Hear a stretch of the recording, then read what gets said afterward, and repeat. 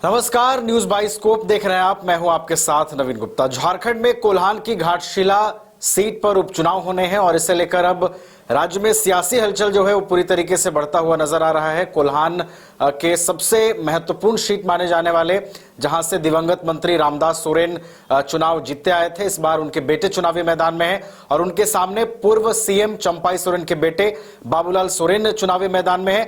लेकिन महत्वपूर्ण बात यह है कि चुनावों से ठीक पहले कोल्हान के कई बीजेपी के नेताओं ने झारखंड मुक्ति मोर्चा का दामन थाम लिया है और उनकी जेएमएम में जाने से क्या कुछ असर पड़ेगा कोल्हान की राजनीति पर, घाटशिला उपचुनाव पर इसका कितना प्रभाव पड़ेगा, ये हम समझेंगे। हमारे साथ हमारे सहयोगी करिश्मा जुड़ी हुई हैं। करिश्मा, घाटशिला उपचुनाव को लेकर देखिए सुगबुगाहट अब पूरी तरीके से तेज हो गई है। महज कुछ दिनों का वक्त रह गया है। खबर है कि कुछ बीजेपी नेताओं ने जेएमएम का दामन थाम लिया है। कितना प्रभाव छोड़ेगा ये घाटशिला उपचुनाव के ऊपर? जो देखिए, घाटशिला उपचुनाव से पहले ही हम कह सकते हैं कि घाटशिला में एक बड़ा खेल हो गया है और बताया जा रहा है कि बीजेपी के 5 नेताओं ने झारखंड मुक्ति मोर्चा का दामन थाम लिया है। क्योंकि बीजेपी के तरफ से इन तमाम सवालों का जवाब फिलहाल मिल चुके हैं। बीजेपी के नेताओं का कहना है कि जो भी 5 नेताओं ने झारखंड मुक्ति मोर्चा का दामन थामा है, ये लोग पहले से ही भारतीय जनता पार्टी यानी कि पार्टी विरोधी कई गतिविधियों में शामिल थे,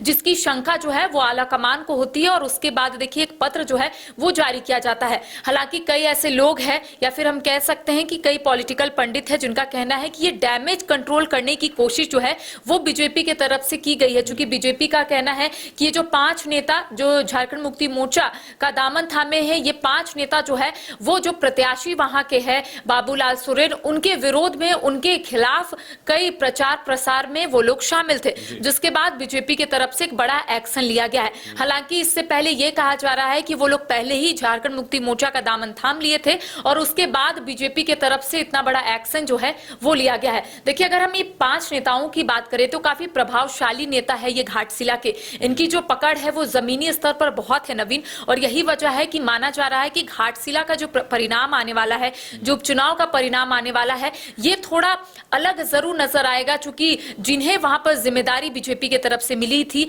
वही 5 नेता जो है वो अब जेएमएम का दामन थाम लिए हैं। और ये भी कहा जा रहा है कि जो नेता जेएमएम का दामन थामे हैं, अब वहां पर वो प्रचार प्रसार करते हुए नजर आएंगे दिवंगत रामदास सोरेन के पुत्र के लिए। तो ऐसे में देखिए एक बड़ी क्षति है, हम कह सकते हैं भारतीय जनता पार्टी के लिए। जो 5 नेता है नवीन, उनका हम जिक्र कर देते हैं। पहले तो ये कहा जा रहा है कि बीजेपी की तरफ से इन 5 नेताओं को निष्कासित कर दिया गया है, जिसको लेकर एक पत्र भी जारी कर दिया गया है और इसके साथ ही कारण भी बताया गया है। देखिए, इसमें से जो 5 नेता है, ये सभी जो 5 नेता है ये पूर्वी सिंहभूम क्षेत्र के ही है। जो पहला नाम है वो पूर्व जिला अध्यक्ष सौरभ चक्रवर्ती, जिला परिषद उपाध्यक्ष पंकज सिन्हा, पूर्व मंडल अध्यक्ष तुषार कांत और सक्रिय कार्यकर्ता जो है सुरेश महली के अलावा घाटशिला मंडल अध्यक्ष कौशल कुमार को तत्काल प्रभाव से पार्टी ने निष्कासित कर दिया है और ये बीजेपी की तरफ से एक पत्र जारी किया जाता है। हालांकि देखिए, मुख्यमंत्री हेमंत सोरेन की कह सकते हैं उनके जो आवास है, कांके स्थित उनका जो आवास है, वहां पर उनके सामने ही 5 नेताओं ने कह सकते हैं कि झारखंड मुक्ति मोर्चा का दामन थामा है और उस वक्त पूर्व विधायक कुणाल सारंगी भी वहां पर मौजूद थे। तो हम ये जरूर कह सकते हैं, चूंकि घाटशिला में आपने भी देखा होगा कई ऐसे बड़े नेता है बीजेपी के, वो लगातार घाटशिला का भ्रमण कर रहे हैं स्टार प्रचारकों की। ये जो राजनीतिक घटनाक्रम हुआ है, आपने बताया कि एक बड़ा एक्शन बीजेपी की ओर से भी हुआ है। देखिए, कोल्हान की ये जो घाटशिला सीट है अपने आप में एक बड़ी चुनौती है करिश्मा, क्योंकि यहाँ रामदास सोरेन यहाँ से लगातार जीत कर आते रहे थे, अब उनके पुत्र चुनावी मैदान में है। एक तो चुनौती वैसे ही पहले से थी, अब 5 नेता बागी होकर जेएमएम में जाते हैं तो उस चुनौती का दायरा और बढ़ता है करिश्मा, यानी कि अब लड़ाई और दिलचस्प होगी और चुनौती और बढ़ेगी बाबूलाल सोरेन की। जो देखिए, जाहिर तौर पर पहले यह कहा जाता था कि कोल्हान जो है वो कहीं ना कहीं मिक्स है, यानी कि बीजेपी का भी गढ़ पहले माना जाता था, फिर जेएमएम का भी गढ़ माना जाता था। लेकिन आपने देखा होगा इस चुनाव के बाद चीजें जो है वो स्पष्ट हुई। पहले यह माना जाता था कि संथाल जो है वो जेएमएम का गढ़ है, लेकिन अब कोल्हान भी जेएमएम का गढ़ माना जा रहा है।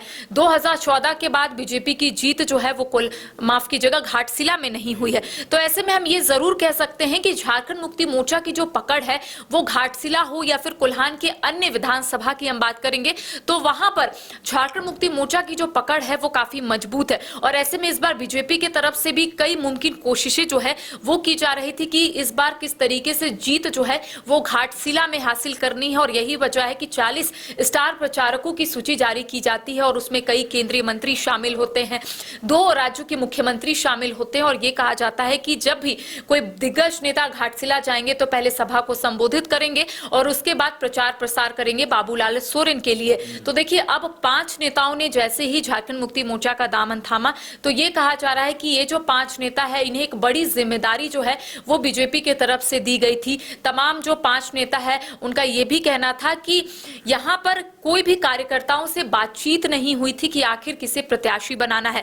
जो अंदर खाने चीजें निकलकर सामने आई है, ये कहा जा रहा है कि अंदर खाने कई कलह जो है वो कार्यकर्ताओं के बीच था। कार्यकर्ता नहीं चाहते थे कि बाबूलाल सोरेन को चुनावी मैदान में बीजेपी की तरफ से उतारा जाए, लेकिन साथ ही साथ कार्यकर्ताओं ने यह भी आरोप लगाया है कि जब भी प्रत्याशियों को चुनावी मैदान में उतारा जाता है तो कार्यकर्ताओं से एक बार बातचीत की जाती है, उनसे भी राय मशवरा लिया जाता है कि आखिर करना क्या है, लेकिन कार्यकर्ताओं से नहीं पूछा गया। और यही वजह है कि जो अंतर कला है वो कहीं ना कहीं बाहर आया, उजागर हुआ और झारखंड मुक्ति मोर्चा में 5 नेताओं ने कह सकते सदस्यता ग्रहण किया। तो कह सकते कुल मिलाकर कि बीजेपी के लिए अब कोई चीजें जो है आसान नहीं रहने वाली है, क्योंकि बीजेपी पहले ही आपने देखा होगा कि पूरी ताकत के साथ तमाम जो लोग हैं, जो स्टार प्रचारक है, उन्हें चुनावी मैदान में उतारा है। तो बीजेपी को भी पहले से पता था कि वहां पर जो मुकाबला है वो एक तरफा नहीं होगा। अगर बीजेपी भी पूरे तरीके से मजबूती के साथ चुनाव लड़ेगी तो शायद वहां का जो रिजल्ट है, जो परिणाम है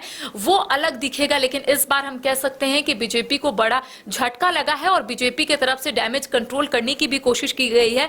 5 नेताओं को निष्कासित किया गया और ये कहा गया है कि पार्टी विरोधी कई गतिविधियों में ये जो 5 नेता थे वो शामिल थे, जिस वजह से इन्हें निष्कासित किया गया और इसके बाद ये लोग जेएमएम का दामन थामे हैं। चलिए, तो हालिया राजनीतिक घटनाक्रम ने घाटशिला उपचुनाव की लड़ाई को और दिलचस्प बना दिया है। एक तरफ सोमेश सोरेन के लिए चुनौती है पिता की राजनीतिक विरासत को आगे बढ़ाना, घाटशिला के दंगल में बने रहना। वहीं दूसरी ओर पूर्व सीएम के बेटे बाबूलाल सोरेन के सामने भी चुनौती है कि क्या घाटशिला का किला वो भेद पाएंगे।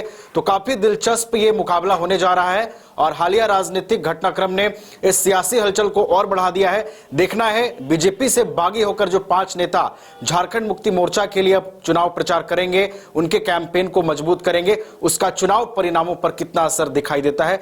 बहरहाल हमारे साथ इतना ही। देखते रहिए न्यूज़ बाइस्कोप। नमस्कार।